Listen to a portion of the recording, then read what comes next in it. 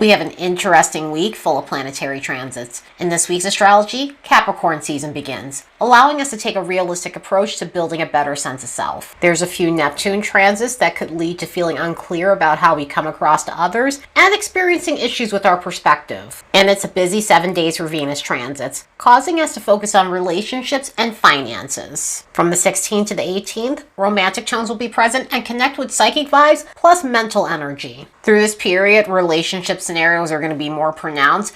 As a matter of fact, most of the week we'll see these types of themes pop up. But for the most part, there's a flirtier tone to the air. There's also a tone where we might be sensitive to other people's energies with that psychic vibe stuff going on. But also with the mental tones present, it could be a time where we're analyzing the scenarios in our love lives to see if we're looking at things realistically. Then from the 18th to the 20th, psychic vibes will continue through the week and it'll intersect good luck, family and friends, and social vibes. Even though we have one complex transit over the weekend, our minds will be focused on socializing rather than dwelling on harsh things. So it'll be a time to let our hair down, shake off some of the harshness of the week, and just mingle with the people that we really want to be around. So even if this week ends up being a foggy one, at least it rounds out with some fun energy. But let's look at the next bunch of days and see what we can expect.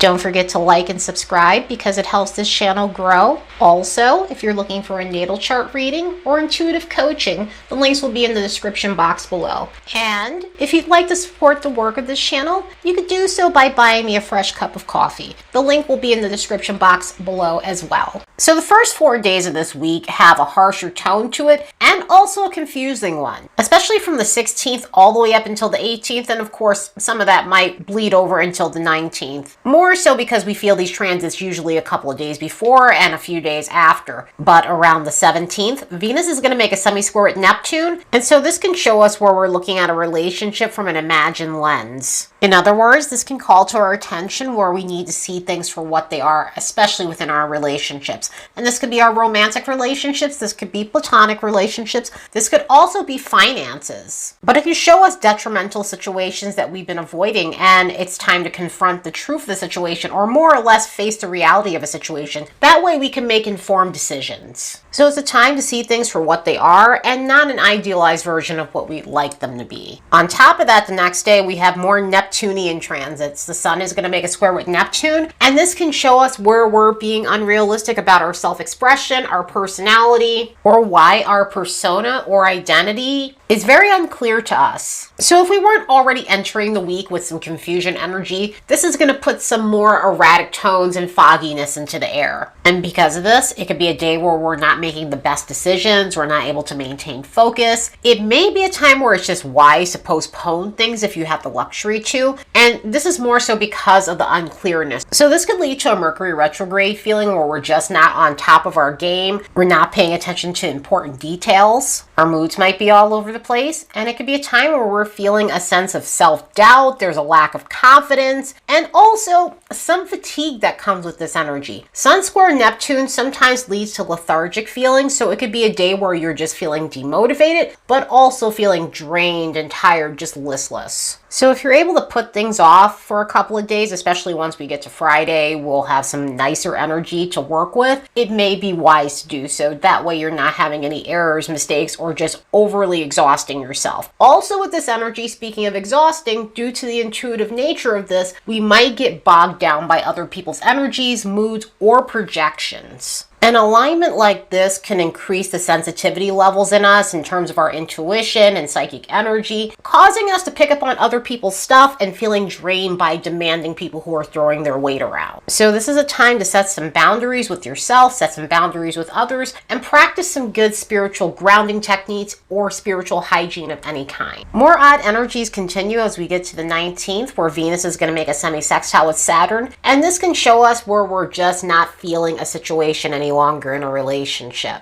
So this can stir up uncomfortable, numb, or negative emotions concerning relationships, but also our work scenarios, also our financial scenarios. And this could be relationships of all kinds, as I always say. Of course, with Venus, we do focus on the romantic parts of it as well, but also our close one-on-one relationships can be included in this. So an alignment like this can enunciate a serious need to make changes due to dissatisfaction in these areas. Of course, as I always say, make sure you have a backup plan before you make any sweeping changes if you have the luxury to. Sometimes you do have to act in the moment. I mean, considering Mars is retrograde, that's definitely possible. We're also coming off the heels of a full moon that was really intense. We're also coming into some other energies that are pretty intense, along with the stationing Mercury. So it may feel like a time to just clean house, but if you do have the luxury to, make sure you're doing things the most proper way possible, so that way your side of the street is clean. And also so you're not causing any upheaval in your life. But energy like this can make it apparent where things have gotten toxic in a one-on-one relationship, in a work situation, any area of life that's gotten too complex.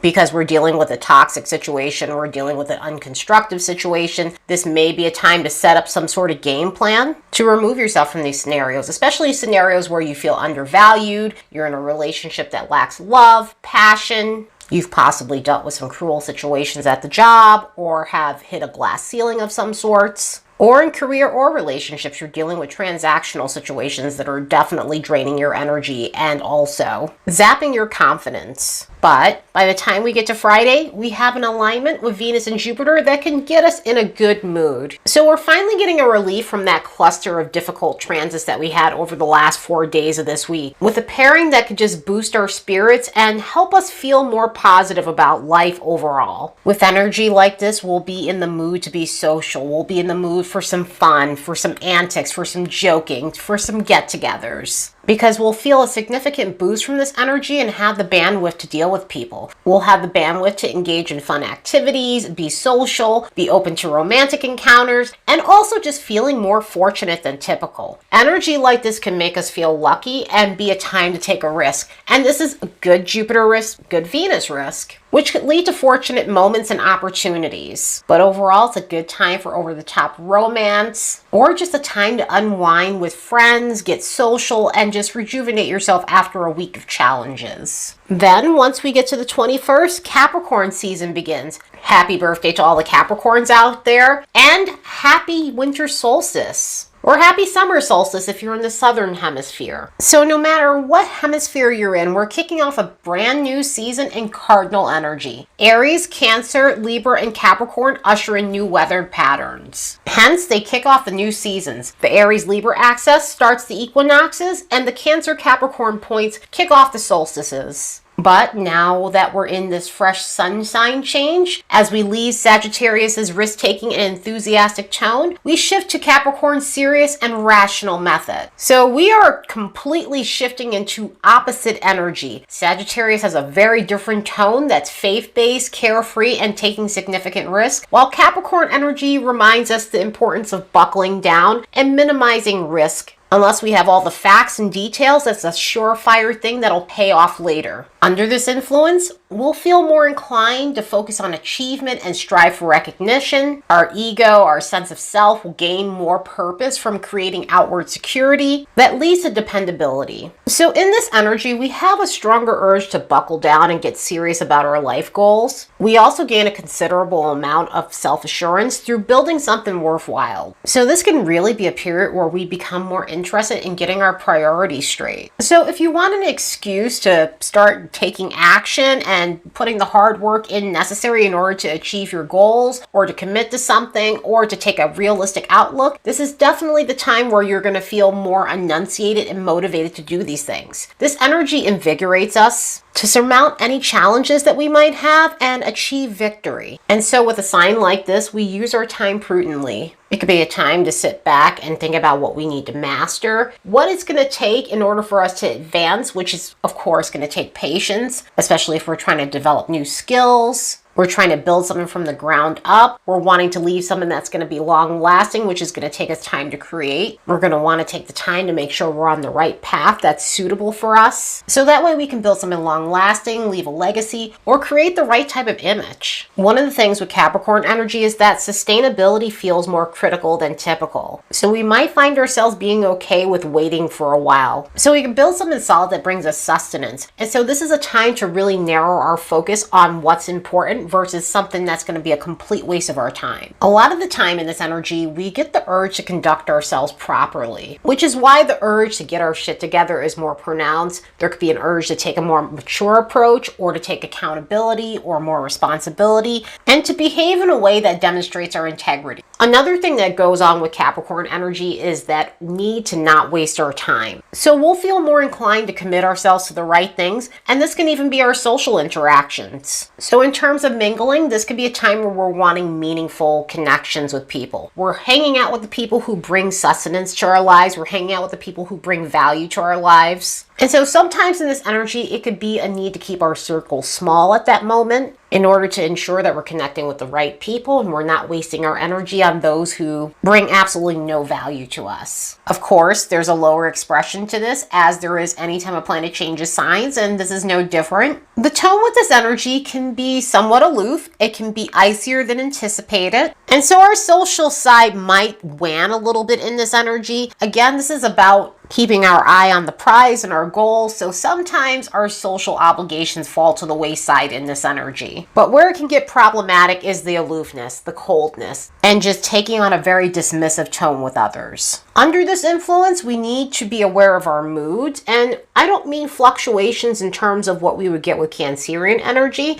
but there's a tendency to lean towards gloominess. And so a pessimistic attitude might be more prevalent during this time, so we'll need to be aware of moments where we swing from cynical to melancholy. Due to the cautious nature of this energy, we also might not take risks when we need to. It was what I was saying earlier, where it's like, make sure your side of the street is clean, make sure you have a game plan with something, try not to act if you have the luxury to. However, there are times in life where you have to take action no matter what. An energy like this can cause us to limit ourselves and be very restrictive and be very repressed, leading to not wanting to act when we should because the wind just doesn't feel right. And another thing that we need to be aware of in this energy is taking on too much responsibility. A lot of the times in this energy, we might find ourselves reviewing how we've taken on too much in terms of other people's problems. And don't get me wrong, it's great to help other people. However, sometimes in this energy, we can take on too much that results in a cost to us.